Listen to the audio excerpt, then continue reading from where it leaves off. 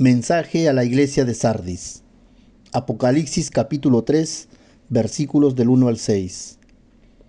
Escribe al ángel de la iglesia en Sardis, el que tiene los 7 espíritus de Dios y las 7 estrellas, dice esto: Yo conozco tus obras, que tienes nombre de que vives y estás muerto. Sé vigilante y afirma las cosas que están por morir, porque no he hallado tus obras perfectas delante de Dios. Acuérdate pues de lo que has recibido y oído, y guárdalo y arrepiéntete. Pues si no velas, vendré sobre ti como ladrón, y no sabrás a qué hora vendré sobre ti. Pero tienes unas pocas personas en Sardis que no han manchado su vestidura, y andarán conmigo en vestiduras blancas porque son dignas. El que venciere será vestido de vestiduras blancas, y no borraré su nombre del libro de la vida, y confesaré su nombre delante de mi Padre y delante de sus ángeles. El que tiene oído, oiga lo que el Espíritu dice a las iglesias. Ciudad de Sardis. Esta iglesia comienza su periodo desde el año 1517 hasta el año de 1798, desde la Reforma Protestante hasta el final de la supremacía papal. ¿Y cuándo comenzaba la supremacía papal? En el año 538. Sardis es la capital de Lidia. Sardis significa cántico de alegría. Es una de las ciudades más orgullosas, y no por las cosas que tenía en el presente, sino por su historia. Más de 600 años antes de que se escribiera esta carta a Sardis, Sardis, aparte de ser la capital del reino de Lidia, fue una de las mayores ciudades del mundo antiguo. Además, la estratégica posición que ocupaba se había convertido en una activa ciudad comercial, a lo que hay que añadir a las enormes cantidades de oro que se extraía del cercano río Páctolos. Su riqueza era proverbial, y desde los tiempos de Creso, su más famoso gobernante, se había acuñado la frase «tan rico como Creso». Sin embargo, en el momento de escribirse Apocalipsis, de aquella gloria del pasado solo quedaba un solo recuerdo, ya que el estancamiento y la decadencia se habían apoderado de ella. El contraste entre lo que había sido y lo que era no podía ser mayor. Pareciera que la facilidad con la que Sardis podía enriquecerse era la razón de su debilidad. Otro detalle muy importante es que la ciudad estaba edificada sobre una colina tan pendiente que sus defensas parecían inexpugnables. Se dice también que 2 veces fue conquistada Sardis, porque los guardias de su ciudad no velaban, porque se sentían tan seguros por aquellos muros que tenían. Sin embargo, fue capturada, dice, por Ciro el persa en el año 549 a.C. y un poco más adelante por Antíoco en el año 218 a.C. Curiosamente, en ambas ocasiones esto fue posible, porque sus pobladores fueron sorprendidos por sus enemigos al estar excesivamente confiados en la resistencia de su fortaleza. El hecho de que una ciudad que parecía tan poderosa fuera conquistada y tan fácilmente, por eso se había convertido en un objeto de burla. En cuanto a su religión, en Sardis se daba culto a Artemisa, una diosa pagana asociada con la fertilidad y la caza. De su templo hoy en día quedan algunas ruinas que nos permiten hacernos una idea de sus colosales dimensiones. También había una importante comunidad judía que, a diferencia de lo que sucedía en Esmirna y Filadelfia, no parecía molestar a los creyentes. Ahora, aquí se presenta Jesús y se presenta como el que tenía los 7 espíritus de Dios. ¿Por qué se presenta así? Porque es una iglesia moribunda y necesita del Espíritu para revivir. Esta expresión describe los infinitos recursos espirituales que tiene el Señor y que eran precisamente lo que esta iglesia necesitaba para volver a la vida. La evaluación que Jesús les hace es: parece que estás viva, pero estás muerta. Parece. Porque tu situación espiritual está muerta. El Espíritu Santo ya no está allí en tu iglesia. Por eso dice: yo tengo los 7 espíritus de Dios, el Espíritu Santo para revivir.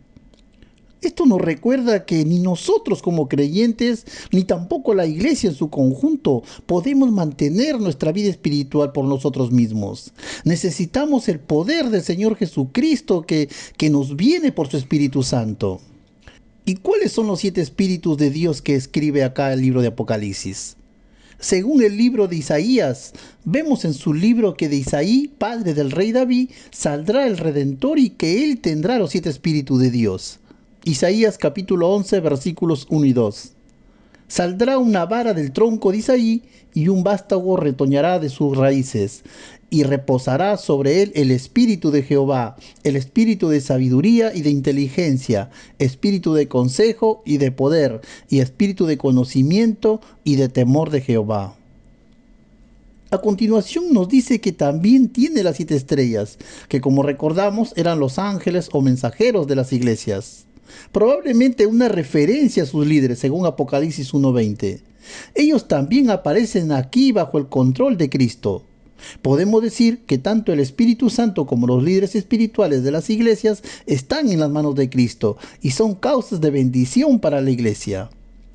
A la iglesia de Sardis le ocurriría lo mismo que a la ciudad.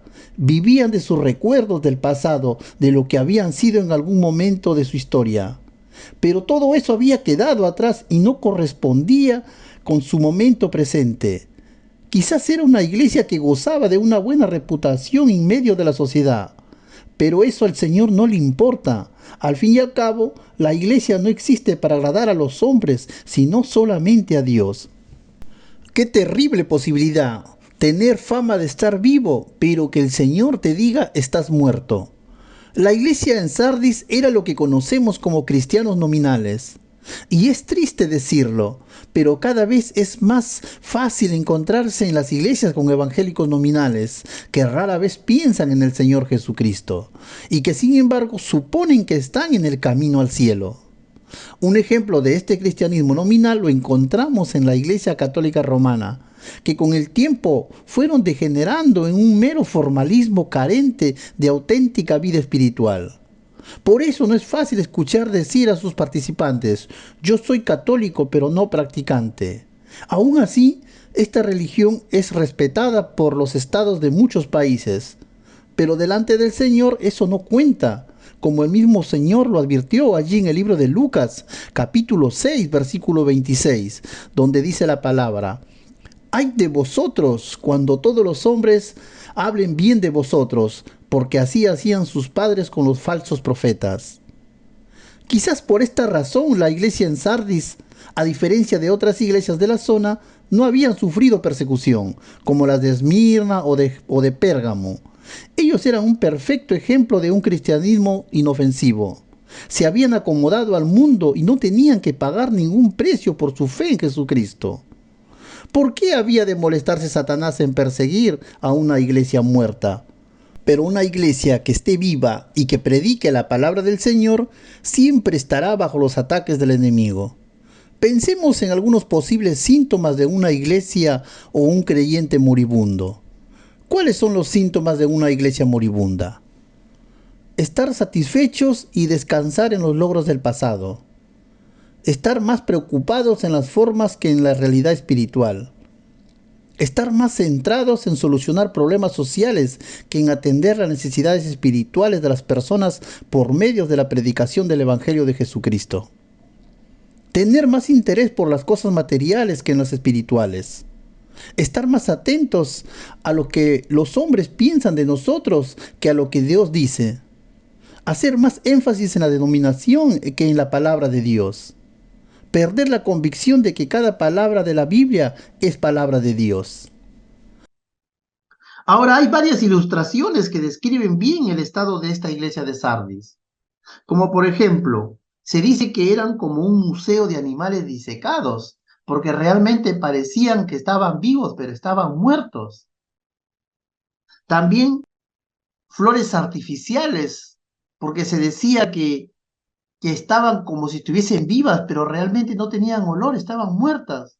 Eran flores artificiales, sin olor. Y también se le dice sepulcros blanqueados, usando esto, obvio, la expresión que el Señor aplicó a los judíos de su tiempo, ¿no? Cuando se le decía que eran sepulcros blanqueados por fuera, pero por dentro estaban muertos. Estas son las ilustraciones que se describía a la iglesia de Sardis. Ahora, pero ahí está el llamamiento a esta iglesia. Y Dios le dice, sé vigilante, porque no he hallado tus obras perfectas delante de Dios. El Señor comienza con una exhortación y ser vigilante es estar atento. Esta recomendación tenía un sentido especial para la iglesia en aquella ciudad, porque como ya hemos comentado anteriormente, 2 veces había sido capturada debido precisamente a la falta de vigilancia. Quizá a la iglesia le pasaba como a sus antepasados en Sardis, que se sentían seguros, confiados en la protección que les ofrecían sus muros. Y es verdad que el creyente hoy en día está protegido por unas defensas mejores que las de cualquier ciudad que se pueda levantar. Pero esto no nos debe llevar a la relajación o al descuido en nuestra vida espiritual, sino que hay que estar prevenido constantemente, puesto que la tentación puede aparecer en cualquier momento por donde menos lo esperamos. Así que el Señor te dice, sed sobrios. El Señor te dice, acuérdate pues de lo que has recibido y oído y guárdalo y arrepiéntete. Es decir, necesitaban volver a las verdades de la palabra de Dios que habían escuchado y les había llevado a su conversión. Es imprescindible que lo guardaran en sus corazones y lo practicaran en sus propias vidas. Por eso tenemos que velar siempre. Porque si no, dice nuestro Señor Jesucristo, si no vendré a ti como ladrón y no sabrás cuándo. Y una vez más tenemos aquí en este versículo, ¿no? Cuando dice, pues si no velas, vendré sobre ti como ladrón. Y aquí tenemos una llamada del Señor a velar, algo que como ya hemos señalado, ellos entenderían muy bien después de lo que había ocurrido en su historia, cuando sus enemigos habían venido literalmente como ladrones en la noche y los habían sorprendido. También encontramos una advertencia acerca de la venida del Señor, porque dice, vendré sobre ti. Seguramente no debamos entender como una alusión a la segunda venida, sino como una venida anticipada en juicio sobre la iglesia de Sardis. Esta venida podía producirse de diferentes maneras. Sabemos que en la iglesia en Corinto, algunos que estaban viviendo desordenadamente estaban enfermos y otros también habían muerto. Por lo tanto, tenemos aquí otra de las grandes faltas de la iglesia. No estaban esperando la segunda venida de Cristo. Su vida se había vuelto descuidada y no estaban mirando hacia el futuro glorioso con Cristo. Esto es muy peligroso porque como cristianos debemos saber que con tener un solo punto débil podemos caer víctimas de alguna astucia o estrategia de Satanás. Por eso tenemos que estar vigilando, estar velando. Ahora, dice también en Apocalipsis versículo 4, pero tienes unas pocas personas en Sardis que no han manchado sus vestiduras. Aunque la iglesia tenía reputación de estar viva, en realidad solo un pequeño número de sus miembros lo estaba. Ellos formaban ese pequeño remanente fiel. Y este es un concepto de una y otra vez que se repite en la Biblia, así como fue en los tiempos de Noé, cuando dijo solo 8 personas se salvaron en el diluvio. También de los 2 espías que Moisés envió a reconocer la tierra, solo 2 llegaron a poseerla. Y de los 5.000 que comieron del milagro de la multiplicación de los panes y los peces que hizo Jesús, solo 12 se quedaron con él, cuando los demás lo abandonaron. Este remanente era fiel. Eran los que no habían manchado sus vestiduras. También paralelo a esto, también paralelo a esta iglesia de Sardis tenemos también la historia del sistema papal. El sistema papal que estaba gobernando el mundo a partir del año 538 hasta el año de 1798, el cual en esta profecía apunta a la Iglesia Católica Romana, que por 1260 años ejerció su autoridad política y religiosa persiguiendo y matando a los cristianos, prohibiéndoles a leer la Biblia y legislando en unión de un Estado. Y aquí esta Iglesia Católica desata la masacre más grande de la historia, la masacre de San Bartolomé, una masacre que se realizó el 24 de agosto de 1572. ¿Qué sucedió? Ustedes saben lo que ocurrió en Francia en la masacre de San Bartolomé, porque se dice que más de 70.000 cristianos murieron en una plaza. 70.000 cristianos, y todos por ser fieles a la Biblia.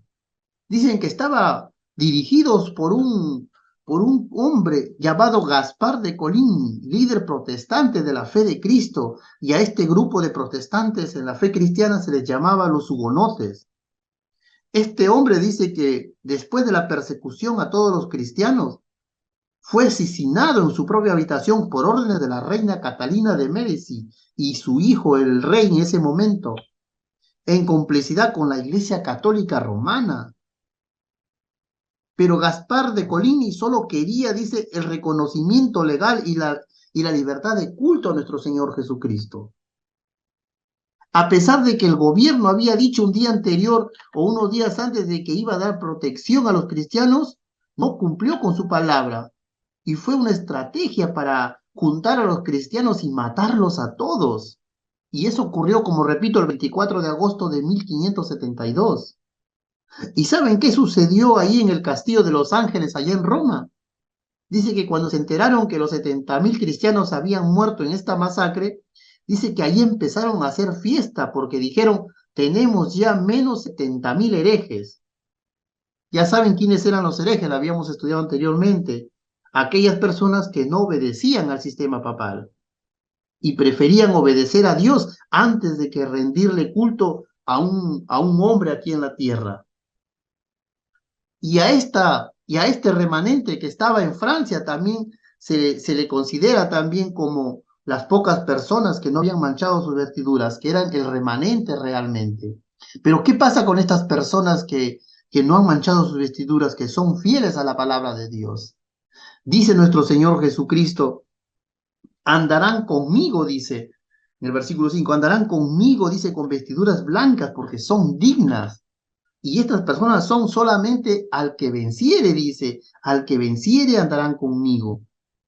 Así que este remanente fiel adorará con el Señor en el cielo, lo que sugiere una comunión íntima y personal con Él. Podemos pensar en la historia de los que andaban por el camino de Maús también, ¿no? ¿Se acuerdan de la historia del camino de Maús en Lucas 24, 13, 35? Se dice que ellos estaban desanimados por la muerte de nuestro Señor Jesucristo. Tal era su frustración que cuando el mismo Señor se acercó a estos dos hombres y les acompañó en el camino, no les reconocieron. Entonces Él les abrió las escrituras y el corazón de aquellos dos caminantes volvió a arder con una nueva ilusión y ánimo. Más tarde le invitaron a entrar y a sentarse en su mesa. Aquí está el secreto de una vida cristiana victoriosa, la comunión con Cristo resucitado y prácticamente su palabra. Luego añade acá a nuestro Señor Jesucristo que tendrán vestiduras blancas porque son dignas. Estas vestiduras blancas sugieren la pureza y la santidad que produce la justificación de los pecados por medio de la obra de la cruz. Estas personas son aquellas a quienes el Cordero lavó de sus pecados con su sangre. De ninguna otra manera podemos alcanzar esta dignidad. No nos engañemos, ningún hombre que pueda vivir de una manera totalmente santa. Recordemos las grandes palabras del profeta Isaías cuando decía, venid luego, dice Jehová, y estemos a cuenta. Si vuestros pecados fueren como la grana, como la nieve serán emblanquecidos. Si fueron rojos como el carmesí, vendrán a ser blancas como la lana. Así que ahora se les describe a estas personas como vencedores y a ellos el Señor les promete que les vestirá, dice, con vestiduras blancas. Ustedes saben que aquí las vestiduras blancas representan la victoria que el Señor le da a los creyentes, juntamente con Él. Cuando el Señor se presente en este mundo para juzgarlos, vendrá rodeado de un ejército celestial, vestidos de lino fino, blanco y limpio, para disfrutar juntamente con Él en su victoria, como dice Apocalipsis 19, 14, 15. y no borraré, dice, su nombre del libro de la vida. Ese nombre de los verdaderos creyentes estarán registrados en el libro de la vida. Y en este periodo pocos se mantienen firmes, que no han manchado sus vestiduras, es decir, sus vidas se mantienen firmes y leales a la palabra de Dios. Y aquí en este periodo también nace un despertar. Dios levantó hombres de fe porque el pueblo estaba en oscuridad. Como por ejemplo uno de ellos fue Martín Lutero, que presenta sus 95 tesis conocidas como la disputación sobre el poder y la eficacia de las indulgencias, el 31 de octubre de 1517. También comienza la reforma protestante porque la persecución aún comenzaba y como en ello estaban ahí estos hombres fieles y mártires que murieron en la palabra del Señor, como son por ejemplo Pedro Baldo, William Tyndale, John Hus, Juan Weichel, Policarpo, que también fue uno de los mártires de Esmirna. También tenemos a los hugonotes y Gaspar de Coligny como su comandante, que murió en plena masacre de San Bartolomé. Y así como todos estos, hay muchos mártires que hoy han muerto realmente solamente por el testimonio de Jesucristo y por la palabra de Dios. Finalmente, para terminar con la historia de la iglesia de Sardis, se dice que al final del término de esta iglesia y al comienzo de la iglesia continua, ¿no? Que es Filadelfia, en 1798, se dice que el general Berthier, mandado por Napoleón Bonaparte, fue a aprisionar al Papa Pío VI y él fue prisionero ahí en la Capilla Sixtina, justo cuando estaba celebrando el aniversario de su coronación, y entró Berthier y tomaron presa y se lo llevaron.